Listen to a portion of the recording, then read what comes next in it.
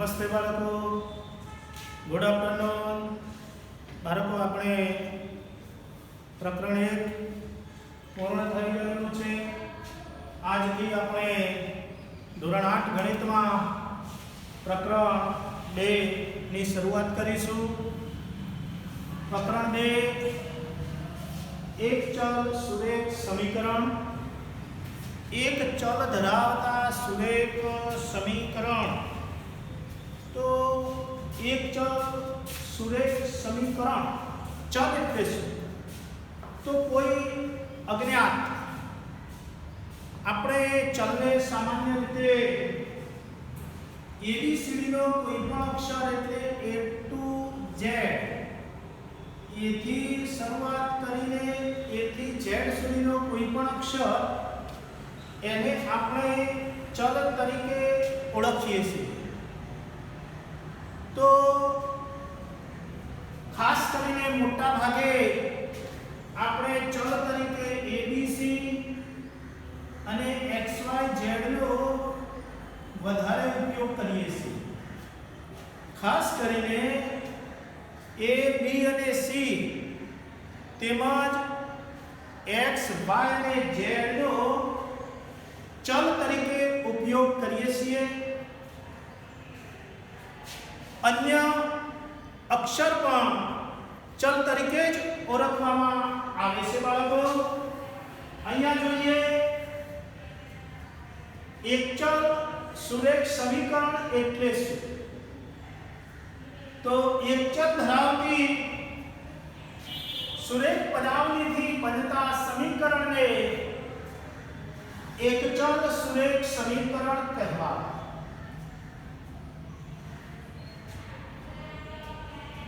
એક ચલ ધરાવતી સુરેખ પદાવલીથી બનતા સમીકરણ.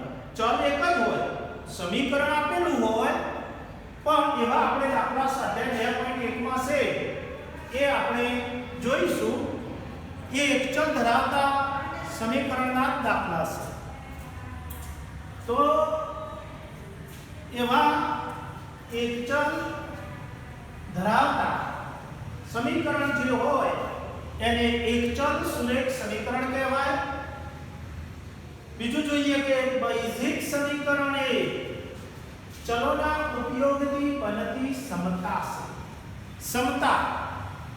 સમતા એટલે સમતા માટેના ચિહ્નો બરાબર, greater than, less than, greater than is equal to, less than is equal to, is not equal to, આ બધા ચિહ્નો સમતા માટેના છે.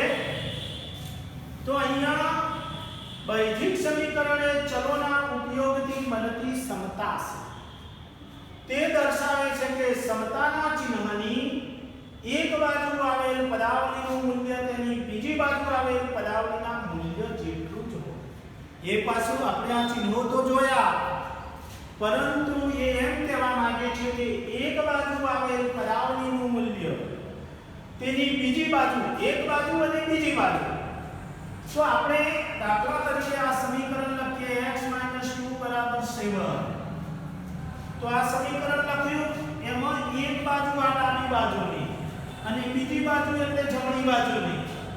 એટલે એક બાજુ આવેલ પદાવલીનું મૂલ્ય એટલે એની કિંમત તેની બીજી બાજુ આવેલ પદાવલીના મૂલ્ય જેટલું જ હોય. એટલા માટે અહીંયા બરાબરનું ચિહ્ન આપ્યું કે જમણી બાજુના 7 છે, ડાબી બાજુ મેળવવા માટે x નું મૂલ્ય કેટલું લેવું પડે? તો 9 - 9 લઈએ તો આ સત્ય જળવાશે. 9 માંથી 2 બાદ કરીએ તો 7 વધે. એટલે જમણી બાજુ આપણને 7 મળે છે. બીજું કે સમીકરણની બંને બાજુએ સુરેખ પદાવલીઓ હોઈ શકે છે.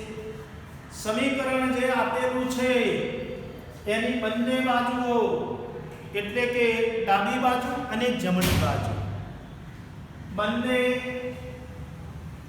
બાજુ એ સુરેખ પદાવલીઓ હોઈ શકે છે. ત્યાર પછી સંખ્યાની જેમ ચલને પણ એક બાજુથી બીજી બાજુ તરફ લઈ જઈ શકાય છે. સંખ્યાની જેમ 1 2 3 4 કોઈ પણ સંખ્યા હોય એની જેમ જ ચલને પણ ચલ એટલે ABCD નો કોઈ પણ અક્ષર A to Z એને પણ એક બાજુથી બીજી બાજુ તરફ લઈ જઈ શકાય છે. તેમજ આવા દાખલા આપણે શામાં ઉપયોગ કરી શકીએ? તો શું શોધવા માટે? તો સંખ્યા હોય, ઉંમર હોય, પરિમિતિ હોય, ક્ષેત્રફળ હોય, ચલણી નાણું હોય, આધારિત કુટ પ્રશ્નોના ઉકેલ સમીકરણના ઉપયોગથી મેળવી શકાય છે. આવા કોઈ પણ દાખલા હોય તો એ દાખલાઓ સમીકરણના ઉપયોગથી આપણે મેળવી શકીએ છીએ બાળકો. તો બાળકો આપણે જોઈએ હવે સ્વાધ્યાય 2.1 ના હું તમને 8 એક દાખલા ગણાવીશ અને ફક્ત 4 દાખલા ગૃહકાર્ય માટે કરવાના રહેશે. તો અહીંયા આપણને આ એક ચલ સુરેખ સમીકરણો આપેલા છે. કેવી રીતે એક ચલ? તો જોઈએ પહેલા દાખલામાં x ચલ છે, બીજામાં y ચલ છે, ત્રીજામાં z છે ચલ, ચોથામાં x છે ચલ, પાંચમામાં પણ x, 6 નંબરમાં t ચલ, a થી z સુધીનો કોઈ પણ અક્ષરની આપણે વાત થઈ શરૂઆતમાં સમજાવ્યા તે, સાતમામાં x ચલ અને આઠમામાં y ચલ છે. આ દરેક દાખલો કઈ રીતે ગણી શકાય તે આપણે સમજીએ. તો અહીંયા x - 2 = 7. તો માટે x - 2 = 7 એનો ઉકેલ મેળવીએ. હવે માટે x બરાબર 7 જમણી બાજુ તો છે જ. આ બરાબરનું ચિહ્ન છે બાળકો, આ ચિહ્ન બરાબરનું છે. બરાબરની જમણા હાથ તરફની જમણી બાજુ અને આ બરાબરની ડાબા હાથ તરફની ડાબી બાજુ, એટલે ડાબી બાજુ x અને -2 છે, જ્યારે જમણી બાજુ 7 જ છે.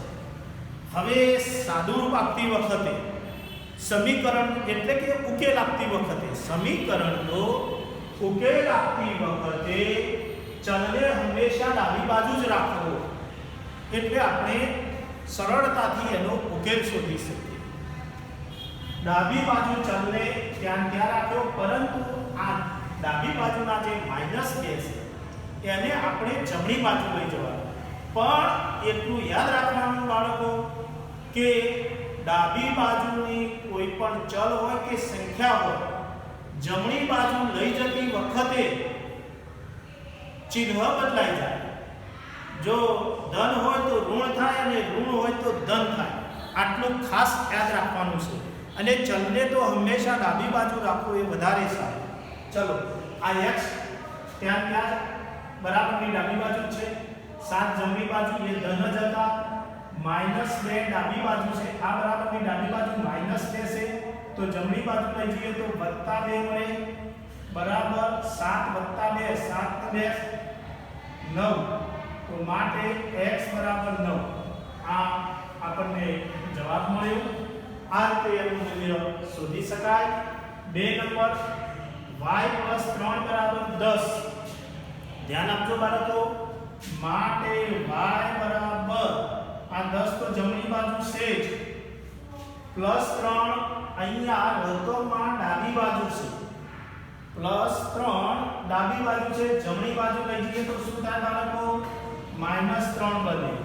કારણ કે શરૂઆતમાં આપણે વાત કરી કે પ્લસ હોય સાઈડ બદલતી વખતે પ્લસ ચિહ્ન હોય તો માઈનસ કરવાનું અને માઈનસ હોય તો પ્લસ કરવાનું. તો આ +3 હતા ડાબી બાજુ, તો જમણી બાજુ -3 થયા, બરાબર 10 માંથી 3 તો 7. તો માટે y બરાબર આપણને કેટલા મળ્યા? 7 જવાબ. ત્રીજો નંબર 6 બરાબર z + 2. અહીંયા આપણે જોઈએ કે અહીંયા ચલ જે આપ્યો છે z એ જમણી બાજુએ આપેલો છે અને સહસંખ્યા ડાબી બાજુએ આપેલી છે. આપણે જોઈએ કે હંમેશા મેં શરૂઆતમાં વાત કરી કે ચલ હંમેશા ડાબી બાજુ લઈ જવાનું.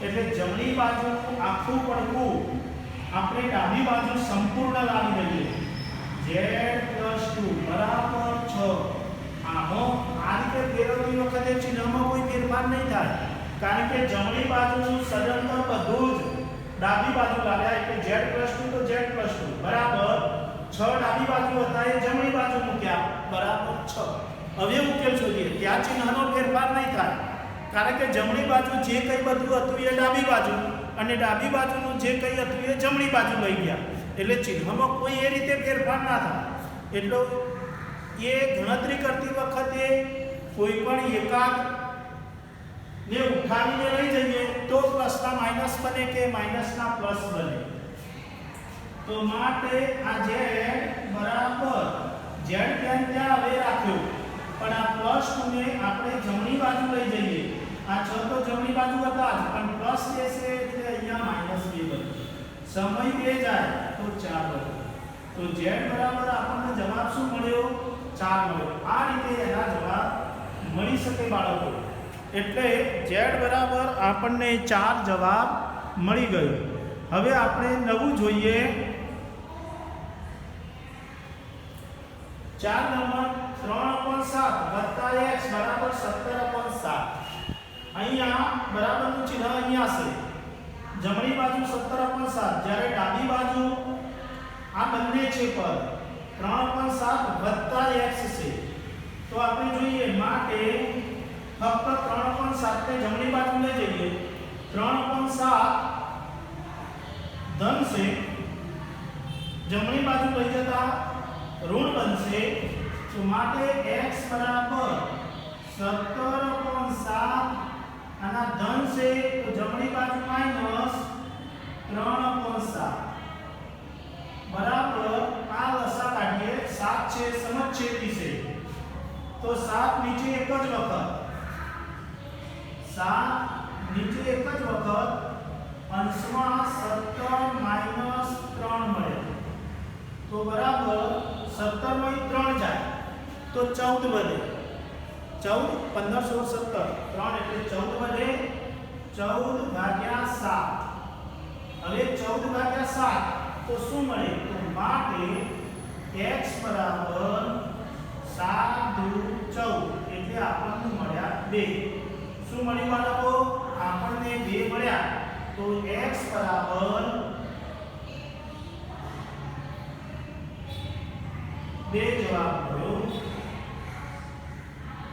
આપણને 2 જવાબ મળ્યો 7 × 14 એટલે x બરાબર 2 જવાબ મળ્યો હવે એક્ઝામ્પલ નંબર 5 જોઈએ 5માં 6x બરાબર 12 બરાબર જોજો 6x આપેલા છે એટલે 6 × x એનો મતલબ 6x બરાબર 12 માટે 6 × x બરાબર 12 હવે ગુણાકાર માટે શું થાય સાઈડ બદલતી વખતે તો સાઈડ બદલતી વખતે આ રીતે આને આપણે ગુણાકાર સમજવાનો છે બાળકો તો સાઈડ આપણે 6 ની બદલવાની છે તો અહીંયા -6 એવું ન લખાય ગુણાકાર હોય તો આને ગુણાકાર સમજવાના છે 6x એટલે 6 × x થાય હવે સાઈડ બદલતી વખતે ગુણાકાર માટે અંશમાં હોય તો છેદમાં લખવાના અને છેદમાં હોય તો અંશમાં લખવા તો માટે x બરાબર આ 12 અને આ 6 ગુણકમાં છે ને 6 × x અને 6 અંશમાં ગણાય તો જમણી બાજુ 6 છેદમાં મળે બરાબર હવે 5/6 એટલે 6 × 12 તો x બરાબર કેટલા મળ્યા આપણને 2 મળ્યા કેટલા મળ્યા 2 મળ્યા તો x બરાબર 2 હવે આપણે 6 નંબરનો દાખલો ઉપરની જેમ જ છે અહીંયા અંશ અને છેદ લખેલા છે શું લખેલું છે બાળકો અંશ અને છેદ t/5 બરાબર 10 અંશ ડાબી બાજુએ t/5 છે જમણી બાજુએ આપણને 10 આપેલા છે તો મેં ઉપરના દાખલામાં વાત કરી કે અંશ અને ગુણાકાર માટે મતલબ કે અંશ અને છેદમાં એ રીતે આપેલું હોય તો સાઈડ બદલતી વખતે જો ડાબી બાજુના અંશમાં હોય તો જમણી બાજુ છેદમાં લખવાના અને ડાબી બાજુએ છેદમાં હોય તો જમણી બાજુએ અંશમાં લખો. તો અહીંયા અંશમાં તો t એટલે ચલ તો અંશમાં જ આપેલો છે. જમણી બાજુ 10 હતા એના એ જ, પણ આ 5 જે છેદમાં છે ને એ જમણી બાજુએ અંશમાં ગુણ્યા 5 થઈ જાય. શું થઈ જાય? ગુણ્યા 5 થઈ જાય. એટલે 10 ગુણ્યા 5 થાય બરાબર 10 પંચા 50. તો આપણને તેનું મૂલ્ય કેટલું મળ્યું? 50 મળ્યું. તેનું મૂલ્ય કેટલું મળ્યું? 50 મળ્યું બાળકો. હવે આપણે એક્ઝામ્પલ નંબર 7 જોઈએ. બરાબર. તો 7 માં 2x upon 3 બરાબર 18. 2x upon 3 બરાબર 18. અહીંયા ડાબી બાજુએ અંશમાં 2x છે અને છેદમાં 3 છે. જમણી બાજુએ તો 18 આપેલા જ છે. ઉપરના દાખલાની પદ્ધતિ પ્રમાણે જ છે આ દાખલો. હવે જોઈએ માટે 2x બરાબર જમણી બાજુના 18. અહીંયા ડાબી બાજુએ છેદમાં જે 3 છે એ જમણી બાજુએ અંશમાં ગુણ્યા 3 મળે. છેદમાં હતા તે અંશમાં જતા રહ્યા અને ગુણ્યા 3 મળ્યા. હવે આપણે જાણીએ છીએ કે માટે 2x બરાબર 18 કરી 54. કેટલા થાય? 54. જો બાળકો ગુણાકાર તમારે અહીંયા ઘડિયાળનો ઉપયોગ થઈ ગયો. છેદ ઉડાડવા માટે પણ ઘડિયાળનો ઉપયોગ થાય છે. ખરેખર શરૂઆતમાં જ મેં કહેલું હતું કે ઘડિયાળ પાકા તૈયાર કરજો બાળકો, એક એકાથી માંડીને 20 સુધીના, તો જ તમને દાખલા આવડી શકશે. નહીતર પછી તમારે ગુણાકાર અહીંયા કરવો પડે. 8 કરી 24, 24 નો ચોકડો વધી 2 એટલે 5. આ રીતે ગુણાકાર કરવો પડશે. વધારે સમય જશે દાખલાની ગણતરી માટે. એટલે એ ખરેખર વધારે સમય લાગે એટલે આપણે ઝડપ વધારી શકીએ. તો અહીંયા હજુ ગણતરી બાકી છે. અહીંયા આઠમાની રકમ 1.6 બરાબર y upon 1.5 બરાબર. અહીંયાથી આપણે આ ઉઠાવી લઈએ. બરાબર. હવે 2x બરાબર 54 મળ્યા. તો 2 ગુણ્યા x, 2 ગુણ્યા x ગણાય. તો x એટલે 2 ગુણ્યા x ગણાય. તો માટે x બરાબર 54 ભાગ્યા 2 થઈ જાય. 2 અંશમાં હતા તો જમણી બાજુએ આપણને છેદમાં મળ્યા. હવે 54 ભાગ્યા 2 એટલે 27 દુ 54. ઝડપથી શીખવા માટે ઘડિયાળ ઓકે હોવા જોઈએ. નહીંતર પછી તમારે આ રીતે 54 ભાગ્યા 2 કરવા પડશે. 54 ભાગ્યા 2, 54 ભાગ્યા 2 આ રીતે કરવા પડશે. 2 દુ 4, 5 4 1 ઉપરથી 4 ઉતારો, 2 સત્યુ 14. એટલે આ રીતે તમે ભાગાકાર કરશો એટલે દાખલો ગણવા માટે વધારે સમયની જરૂર પડશે. એના કરતાં આપણે જો ઘડિયા પાકા કરતા હોય તો તમને તરત જ ખબર પડી જાય કે 27 દુ 54 થાય. કેટલો જવાબ મળ્યો? 27. તો અહીંયા સીધા છેદ પણ ઉડાડી શકાય કે 27 દુ 54. તો x બરાબર 27 જવાબ. કેટલો જવાબ? 27. આ આપણો જવાબ મળી ગયો. હવે એક્ઝામ્પલ નંબર 8 1.6 બરાબર y upon 1.5. 1.6 બરાબર y upon 1.5. તો અહીંયા ચલ આપણને જે આપ્યું છે ને એ જમણી બાજુએ છે. તો એક કામ કરીએ, ચલને જમણી બાજુનું સંપૂર્ણ ઉઠાવીને ડાબી બાજુ લાવીએ અને ડાબી બાજુનું સંપૂર્ણ ઉઠાવીને જમણી બાજુ લઈ જઈએ તો ચિહ્નોમાં કોઈ ફેરફાર નહીં થાય. તો માટે અહીંયા લખી શકીએ y upon 1.5 બરાબર આ ડાબી બાજુ એટલે જમણી બાજુ 1.6. હવે આપણે એકદમ ગણતરી કરવી સરળ બની જાય. હંમેશા ડાબી બાજુ ચલને કરતા જ બનાવી દેવાનું અને ડાબી બાજુ લાવી દેવાનું બાળકો. બરાબર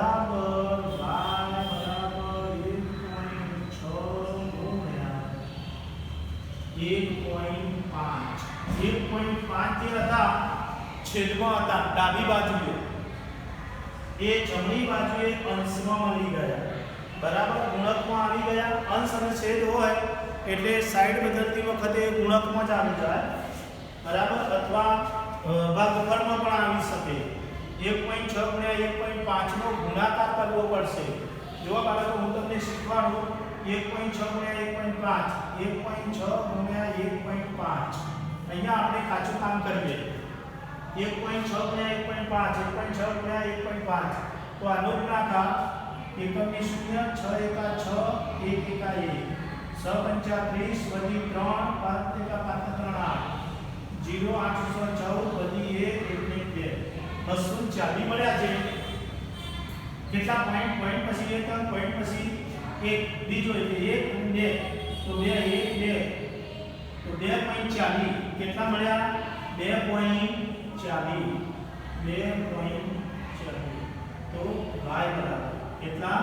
y બરાબર એટલે આ આપણું y નું મૂલ્ય મળી ગયું, બરાબર. ફરીથી ચેક કરીએ. 1.6 ને 1.5 એકમની શૂન્ય 6 એકા 6 1 એકા 1 6 35 વધી 3 5 8 0 814 વધી 1 2 પોઈન્ટ પછી એક પોઈન્ટ પછી એક 1 2 તો જમણી બાજુની 1 2 અને આ પોઈન્ટ 2.40 તો 2.40. આ રીતે તમારે y નું મૂલ્ય મળી ગયું. આવા તમારે હજુ આરે આપણે 8 સુધી દાખલા પૂર્ણ કર્યા. સ્વાધ્યાય 2.1 ના 9 10 11 ને 12 બીજા 4 દાખલા છે બાળકો. એ 4 દાખલા તમે ઘરેથી ગૃહ કાર્ય માટે આપું છું. આ જે પદ્ધતિથી તમે ગણ્યા એ જ પદ્ધતિથી એ દાખલા બાકીના 4 ગૃહ કાર્યમાં કરવાના છે બાળકો તમારે ઘરેથી. અને બીજું ઘરેથી તમારે આ જે બ્લેકબોર્ડ ઉપર મેં જે કંઈ લખ્યું છે આ એકચલ સુરેખ સમીકરણ વિશેની સમજૂતી લખેલી છે, તેમજ સ્વાધ્યાય 2.1 ના 8 દાખલા ગણેલા છે. એટલે આ સમજૂતી તેમજ આ 8 દાખલા અને બાકીના જે 4 દાખલા છે એ તમારે ગણિતના ચોપડાની અંદર ફરજિયાતપણે લખવાના છે. એટલે બ્લેકબોર્ડ પરની માહિતી તેમજ 4 દાખલા ગૃહ કાર્ય માટેના એ સંપૂર્ણ ચોપડામાં લખેલું હોવું જોઈએ.